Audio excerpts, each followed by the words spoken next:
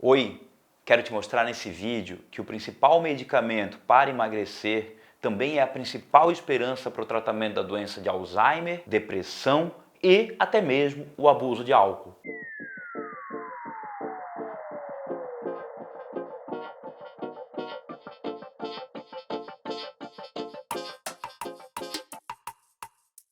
Sim, é sobre isso que eu vou falar. Mas antes de mais nada, inscreva-se no canal, ative o sininho para as notificações, divulgue esse vídeo para aquelas pessoas que gostam de uma neurociência bem explicada e de uma neurociência sempre com o estado da arte das informações. Vamos lá? De que medicamento eu estou falando? Bom, não vou falar o nome comercial, mas eu vou falar o nome da molécula. A molécula se chama semaglutida. Quem é a semaglutida? Semaglutida é um análogo do hormônio GLP-1. O que é um análogo do GLP-1?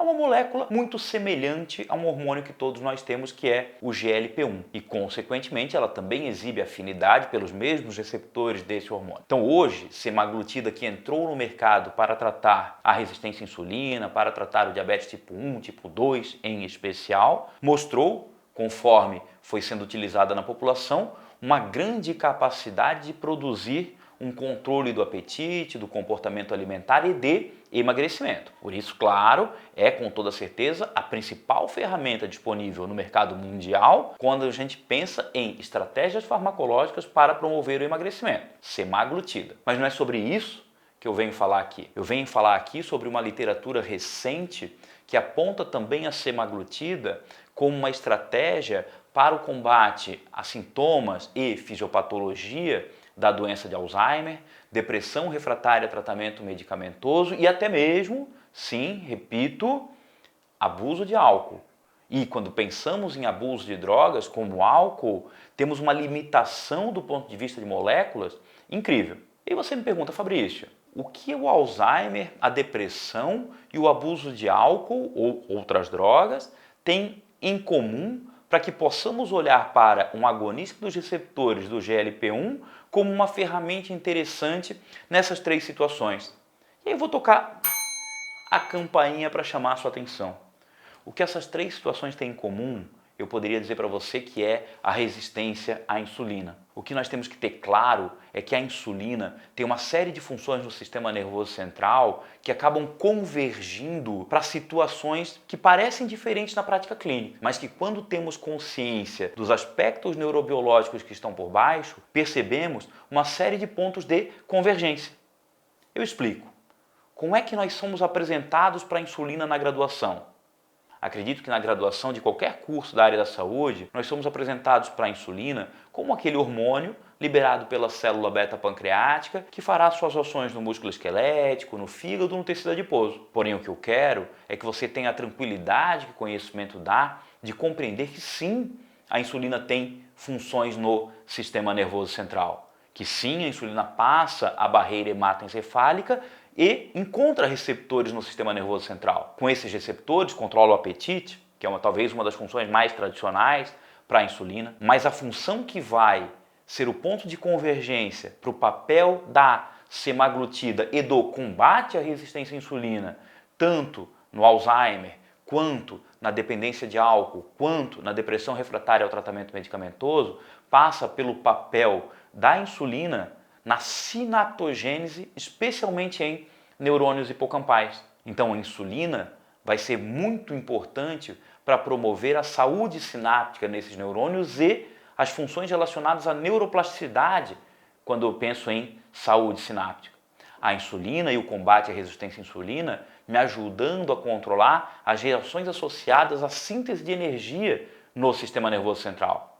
Sim, porque essa glicose que entra tanto no neurônio quanto no astrócito, tem que fazer o ATP, que é fundamental para uma série de reações bioquímicas envolvidas, seja com a saúde sináptica, seja com a excreção ou clearance, se você quiser uma palavra mais técnica, do peptídeo beta-amiloide. Então o que eu quero deixar para você de mensagem é, quando eu olho para a literatura científica e vejo trabalhos como esses que eu vou pedir para a minha equipe botar o título aqui para você ao meu lado, trabalhos que mostram a semaglutida útil no tratamento da doença de Alzheimer. Trabalhos que mostram a semaglutida útil no tratamento do abuso de álcool. E aí eu me pergunto como pode um agonista do GLP-1 útil em situações que a princípio parecem não ter nada a ver?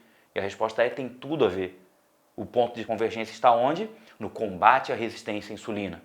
Deixa eu fazer um parêntese para você. Esse assunto, resistência à insulina e sistema nervoso central, já permeia as minhas leituras há muitos anos.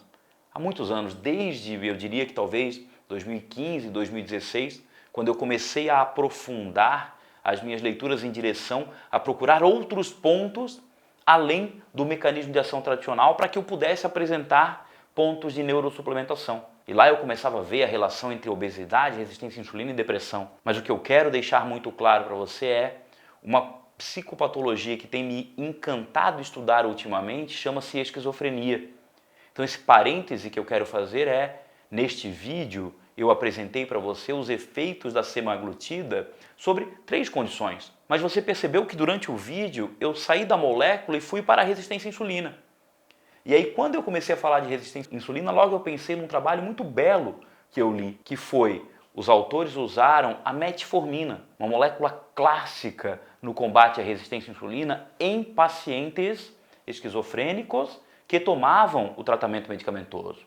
Porque sim, eu quero que o paciente tome o medicamento, mas eu quero que ele funcione. E muitas vezes o ato do medicamento funcionar depende que outras variáveis sejam consideradas. Então, nesse trabalho que eu estou contando agora para você, os autores usaram a metformina e estratificaram os pacientes.